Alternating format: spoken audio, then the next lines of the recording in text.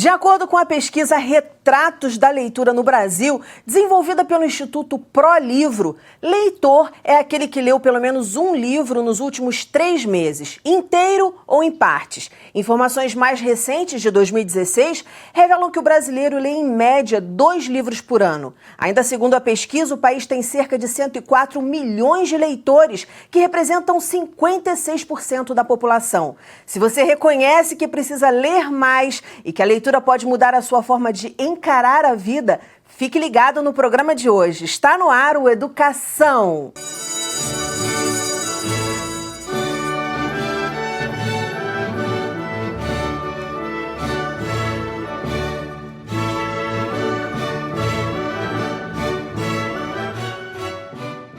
Meus convidados são o superintendente de Leitura e Conhecimento da Secretaria de Estado de Cultura do Rio de Janeiro, Pedro Gerolimic, a doutora em Literatura Brasileira, coordenadora de pós-graduação em Literatura Infantil e Juvenil na Universidade Cândido Mendes, escritora, crítica e consultora literária, professora da Rede Estadual de Educação, Cíntia Barreto.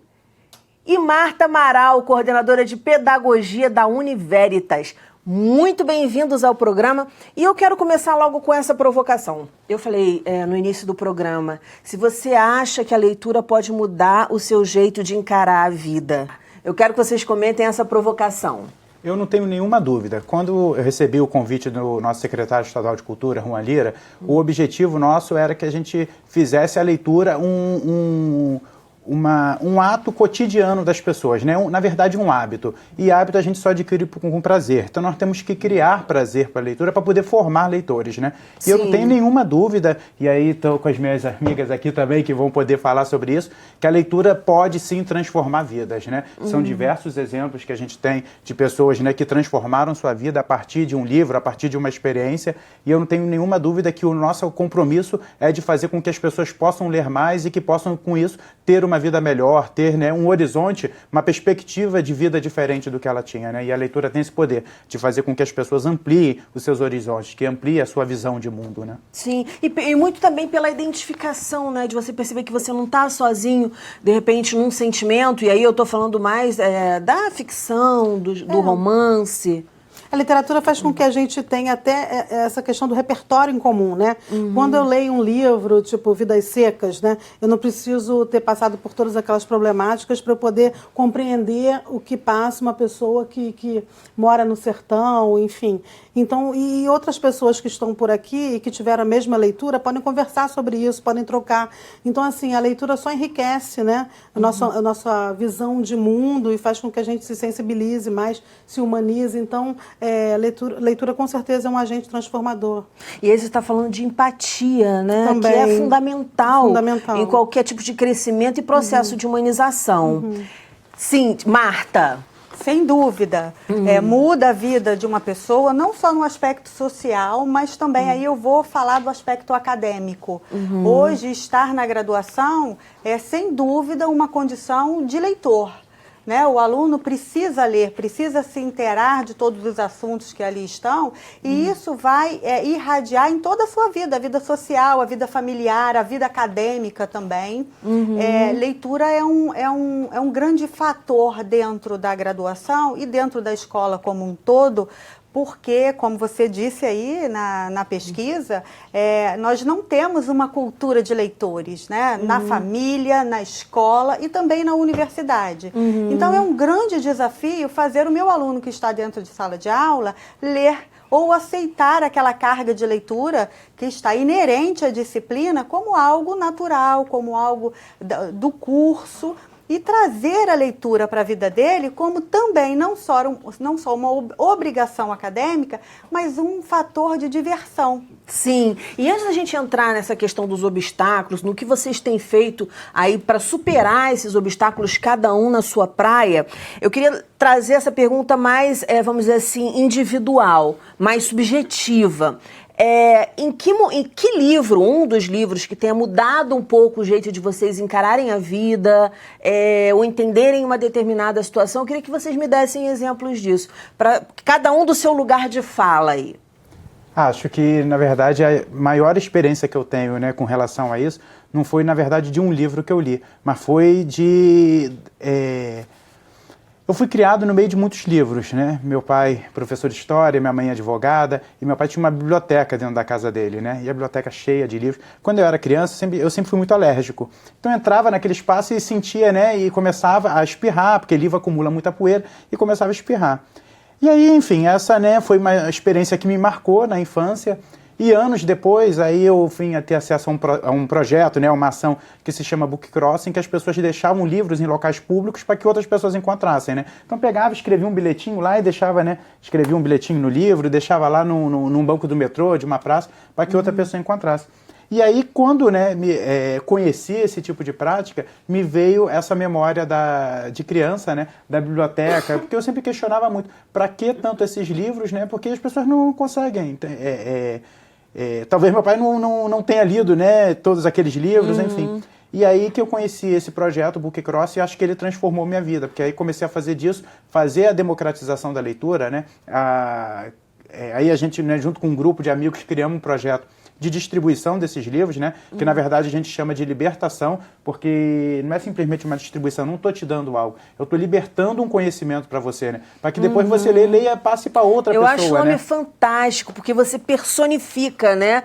É uma pessoa, é uma persona ali que você vai libertar, que você não se liberta coisas, se liberta algo que está vivo. Que está vivo, né? E o conteúdo, né, que está dentro desse livro, que na verdade é o sagrado, né? Então quando ele está dentro de uma estante, de um armário, ele está aprisionado, ele está sem servir ao que de fato, né, ele foi feito. E aí quando ele ganha vida, quando ele vai para as ruas, quando ele está na mão das pessoas, quando ele chega nas pessoas que menos acesso têm à leitura, isso é transformador, isso daí você está dando vida, né? Você pode não lembrar do livro que fez você pensar assim, mas foi algum livro dentro desse projeto que despertou você para se engajar nesse movimento. Mas eu vou partir agora para a Cíntia. Cíntia, qual foi assim, a experiência que você teve que mudou um pouco? Acho que foram vários livros, né? Sim, mas uma. Assim, desde pequeno, acho que o primeiro foi o Gato de Botas, né?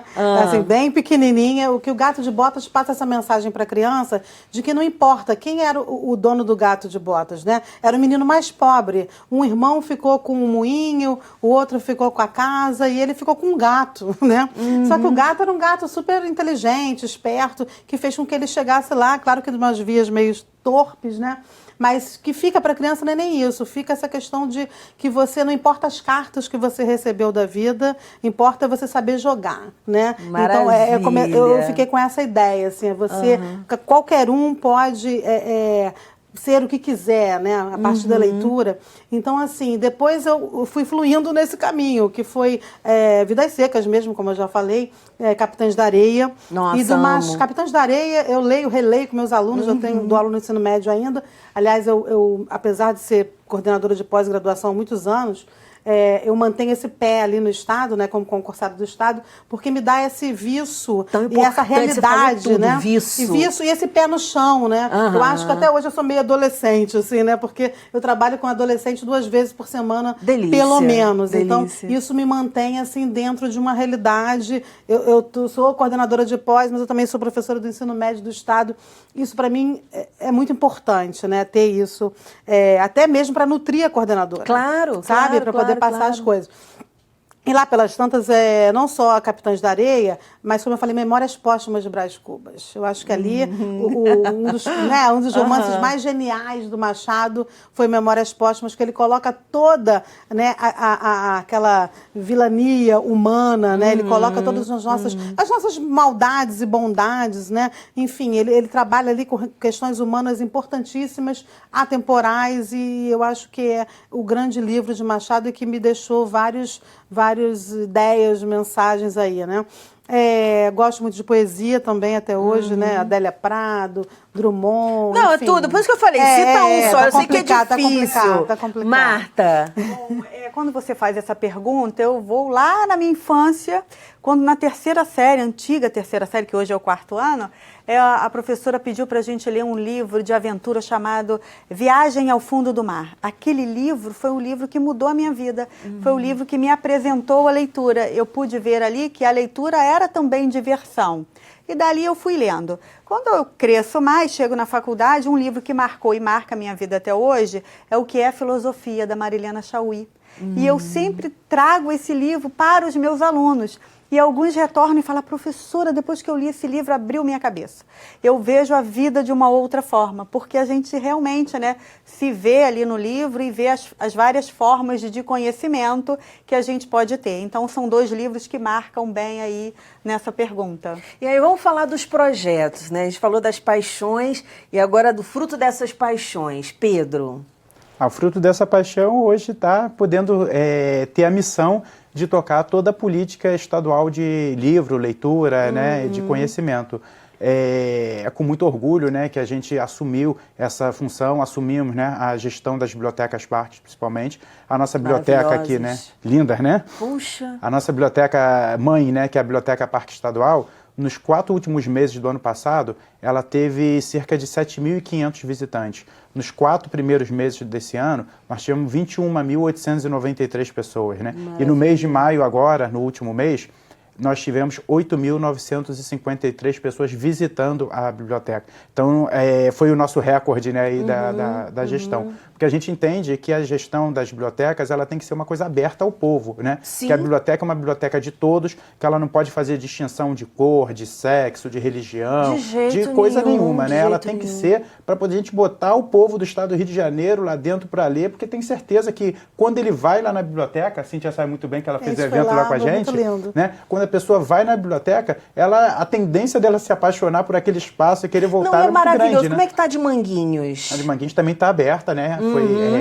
Todas as nossas bibliotecas estão abertas, né? Estão funcionando, horário comercial, né? De 9 da manhã, de 10 da manhã até as 6 da tarde.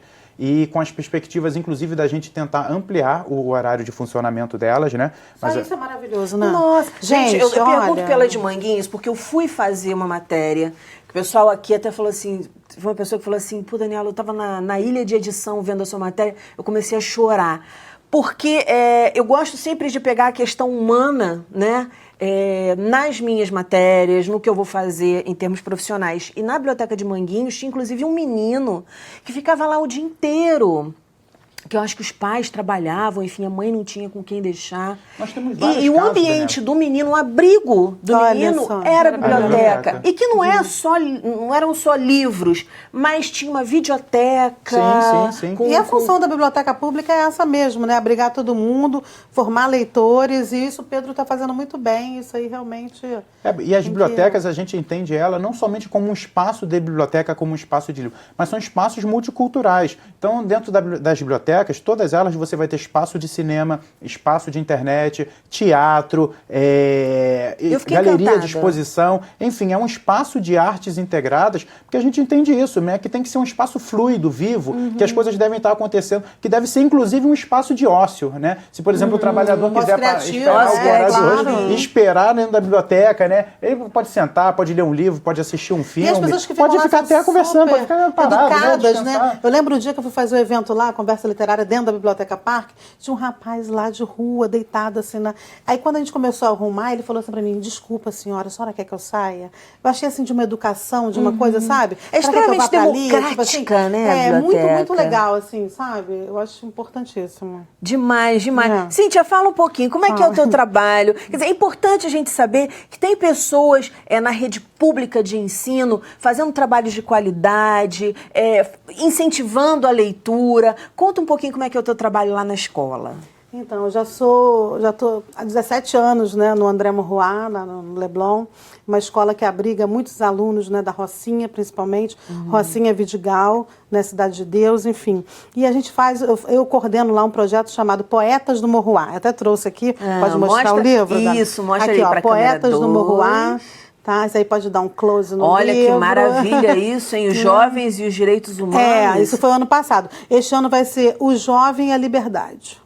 Uau, né? Assim, uau. Isso não saiu da... Nossa! Né? E aí eu queria... Só título bom. Eu quero ler pode ler? Claro, porque eu acho melhor deve. lendo do que... Sim. Para mostrar o que aconteceu. São todos poemas dos alunos. Tem um que diz assim: sem direitos, não tenho liberdade, nem direito de ir e vir.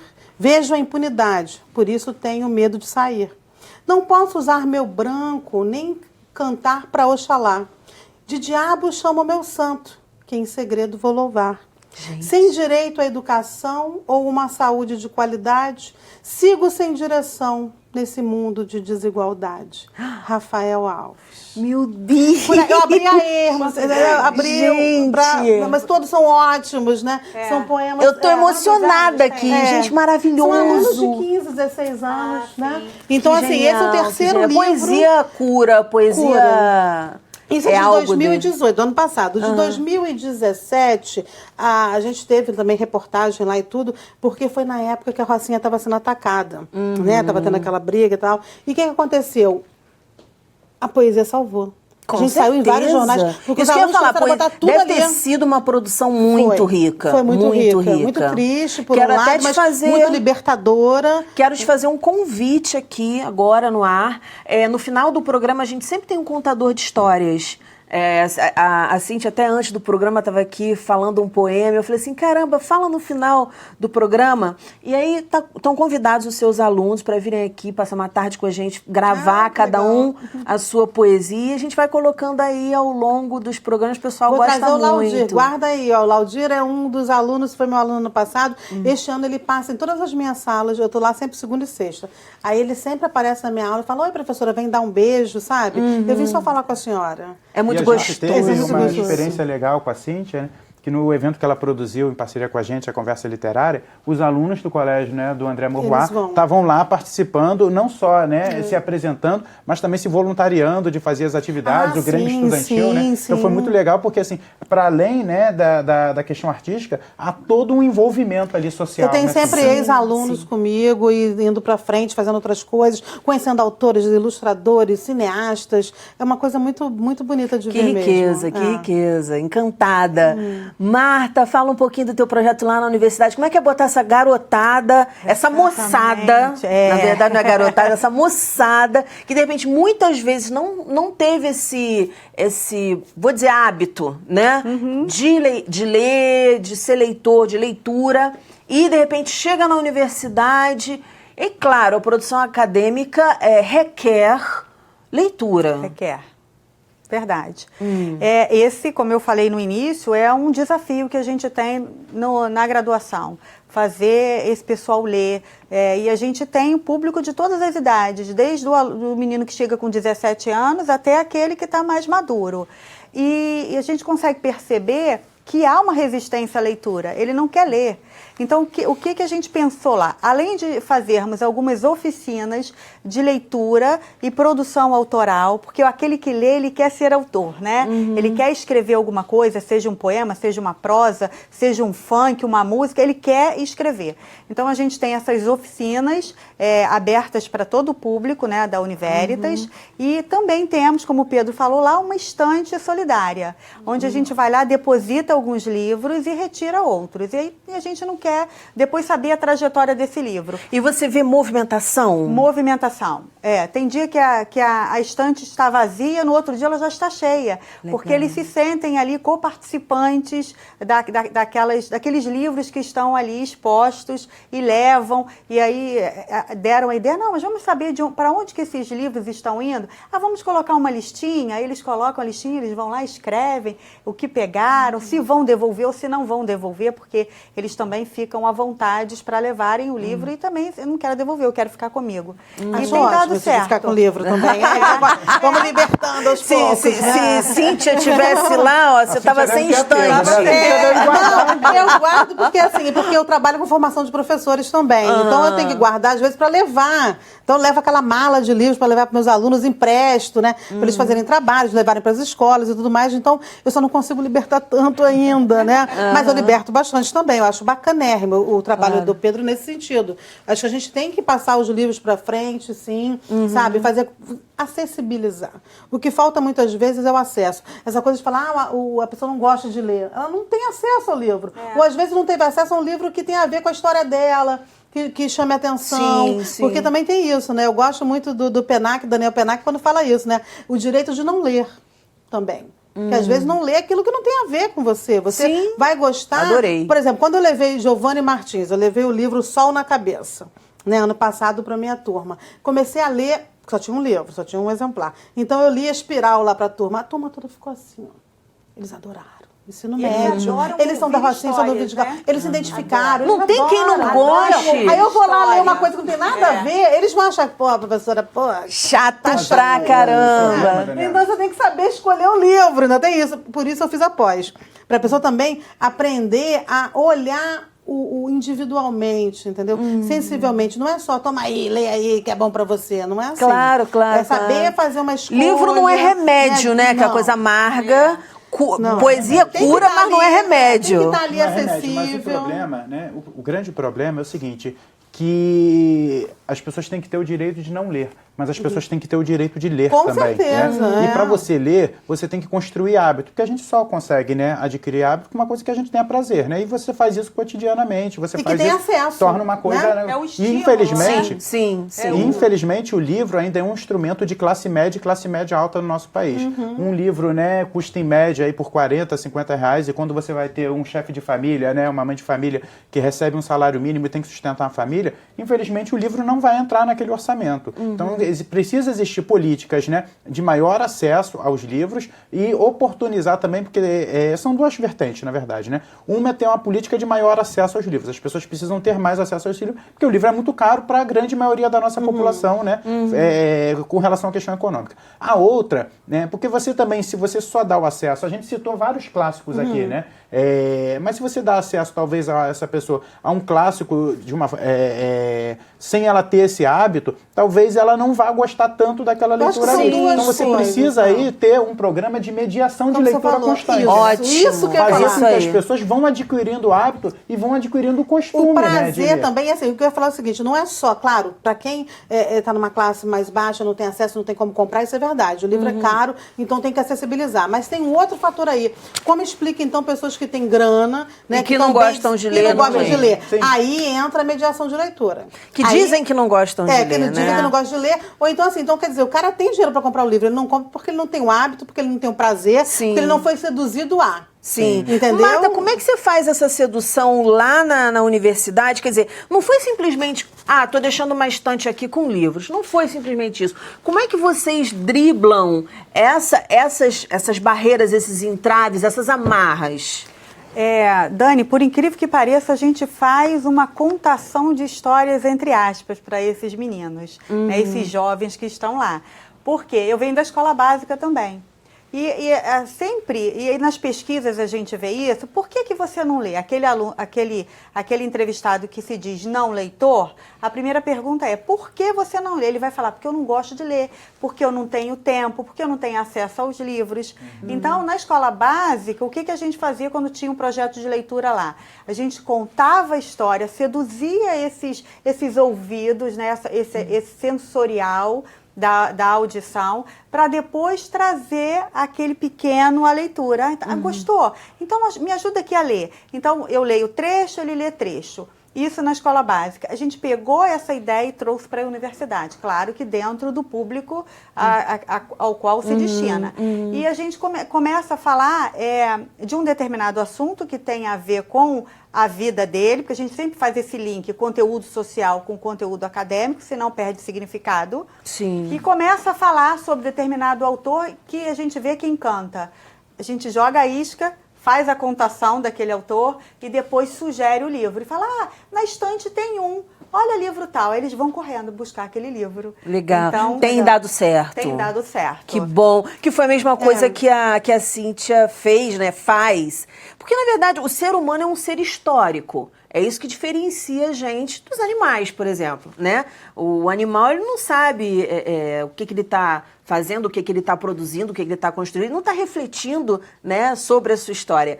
A gente faz isso. Então, o ser humano é um ser histórico. Então, obviamente, a gente gosta de fazer e ouvir histórias. E nada melhor do que... Eu já gravei vários programas aqui de incentivo à leitura, né?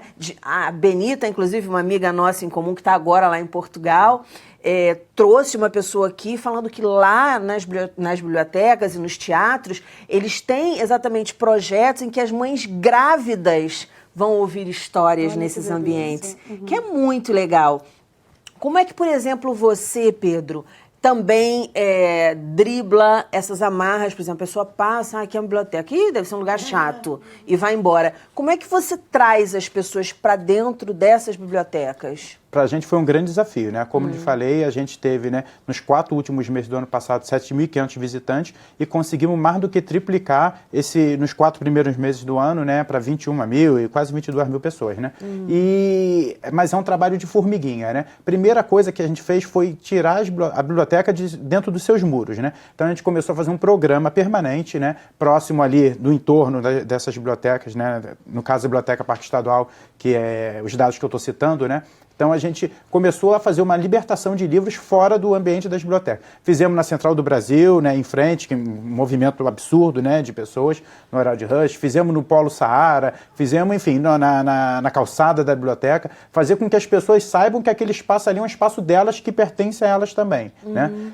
Segundo, nós abrimos a biblioteca para a sociedade civil. Então, por exemplo, se alguma instituição, escola, enfim, qualquer pessoa quiser hoje fazer um evento dentro da biblioteca, não existe burocracia nenhuma, basta preencher um papel lá com a gente, né, que é um requerimento de utilização do espaço, e ela está franqueada para qualquer morador da cidade e do estado do Rio de Janeiro. Que evento seria? Pode ser evento literário, pode ser evento cultural, pode ser uma roda de conversa, pode ser, por exemplo, uma visita guiada para a universidade. Eu adoro quando isso acontece aqui no Educação, parcerias no ar. Inclusive até mesmo de empresas que querem fazer reuniões, né, que querem fazer algum tipo de... quer se utilizar, a gente tem teatro, tem auditório, tem uma série de espaços de uso em comum, né, legal. que as pessoas podem se utilizar. Porque o grande desafio, né, é o que eu falei, mesmo que a pessoa está entrando na biblioteca, que não seja para pegar um livro, ela, ao entrar na biblioteca, ela vai ter um outro horizonte do que é aquilo. Da vida, né? A biblioteca, primeiro, que assim, quem entrar se apaixona, porque ela é linda, ela é fantástica, né? Ela é muito mais bonita de dentro do que de fora. Isso que está mais bonita agora, né? Muito mais. Eu fiz há anos. Cuidando bem ela. Tá Que super bom, bem cuidada. fico muito feliz. Não, Cuide das nossas bibliotecas. É uma prioridade do nosso secretário cuidar da biblioteca. Bom, então, assim, a primeira coisa é levar as pessoas para dentro da biblioteca, entendeu, Daniela? Quando a pessoa entra, né? E aí depois a gente com um bom atendimento, né? Atendendo bem a pessoa, perguntando o que ela quer, tornando ela ali que ela entenda aquilo, o espaço como dela, ela vai voltar. Então, essa é a perspectiva que a gente tem, fazer com que as pessoas entrem dentro da biblioteca, mesmo que a primeiro momento não seja para pegar um livro, né? Entra para conhecer, passou em frente, né? Entra para conhecer, não custa nada. E ó, você não vai se arrepender. A gente está no finalzinho do programa Recadinhos. Cíntia tem um monte de recadinhos. Sim, um monte de recadinhos. Gente, não perca. Todo mês lá na Cidade das Artes tem conversa literária, tá?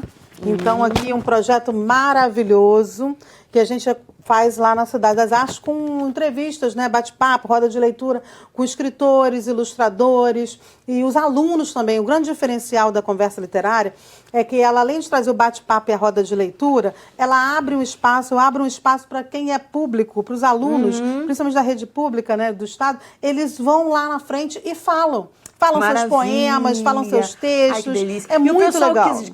O professor agora está assistindo. Caramba, quero levar minha escola. Como é que faz? Pode levar, pode falar comigo, pode entrar no meu site www.cinciabarreto.com.br. Cíntia Normal, Cíntia Normal, CINTIA, Barreto, tudo juntinho.com.br. Ali tem meu celular, tem Zap, tem todos os canais. Eu tô em tudo quanto é lugar. Tá no Instagram, tá no Facebook, então fácil de achar, né, Pedro? Recadinho, Marta, tem recado? Tenho. Quem quiser conhecer o nosso projeto lá na Univeritas, a gente fica na Marquês de Abrantes 55 no Flamengo. Estamos de portas abertas para receber. Todos os meses de julho e dezembro e janeiro a gente tem uma versão de cursos rápidos para a comunidade, que é o Capacita, e tem vários cursos ligados à leitura e produção textual. E aí, se quiser deixar um livrinho lá e pegar um livrinho também, a gente vai passar na porta, também. pode? Será muito então bem-vindo. Então tá bom, é isso que é importante. Esqueci de falar só da festa literária do André Murruá, tá, gente? Muito importante saber da que escola dela. A escola vai ter no segundo semestre festa literária do André Murruá, não percam. Ai, que barato. Pedro, recadinhos. Bom, muito rápido aqui, né? o estado do Rio de Janeiro passou por um momento muito difícil, né? Vem passando aí por momentos muito difíceis. E eu acredito muito, Daniela, que nós vamos virar esse jogo através da cultura, da educação e, sobretudo, da leitura, né? Porque eu tenho certeza que a leitura vai transformar a vida, que a leitura transforma vidas, né? E que a gente pode virar o jogo desse momento do estado, né? Que se encontra difícil, mas que com educação e com cultura nós vamos, né? Construir um Rio de Janeiro melhor. Muito obrigada pela participação, parabéns pelo trabalho. A gente volta na próxima segunda, às 9 horas da noite. Educação, se você não se envolver, não rola. Dias felizes, paz e até lá. Se Achante, de Manuel de Barros. Era um caranguejo muito se achante. Ele se achava idôneo para a flor. Passava por nossa casa sem nem olhar de lado. Parece que estava montado num coche de princesa. Ia bem devagar, conforme o protocolo, a fim de receber aplausos. Muito achante demais. Mal parou para comer goiaba. Eu acho que quem anda de coche não come goiaba. Ia como se fosse tomar posse de deputado. Mas o coche quebrou. E o caranguejo voltou a ser idôneo para mangue.